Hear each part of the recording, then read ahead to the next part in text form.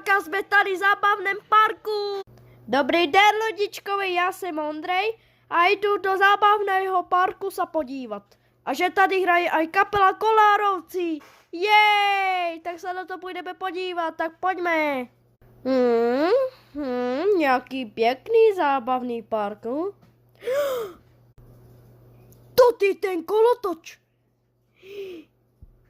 No já na to jdu. Tak jako jsme si sedli nad kolotoč, tak jedeme!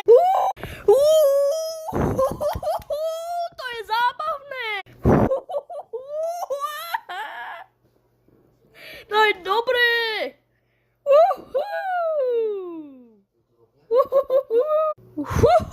To bylo zábavné. Tak jdeme se ještě někam podívat. Dobrý stánek, jdu si koupit M&Msky. Dobrý den. Dobrý den, a co to robíte?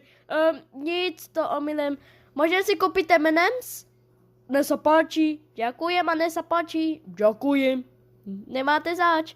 Tak doviděňa. Dobrý den. Dobrý den. Nechcete si koupit cigarety? Ne.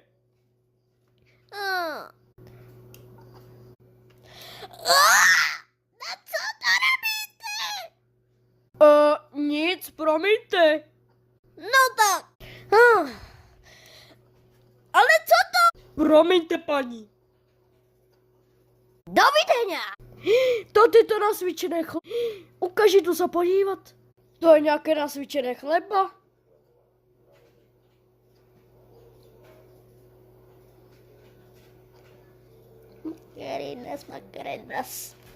Na je to chleba. Na co to ty robíš, ty nasvítěné chleba? Na co to tady robíš? No pojď dom. Ne! Bože můj, ty chleba. Na to, co má znamená. Jej. To bylo divné. Divný show, tak jdeme dál. To, co Kolárovci, kapela tam hraje, ukaži tu tam. Jej, Kolárovci. Promiňte, pane.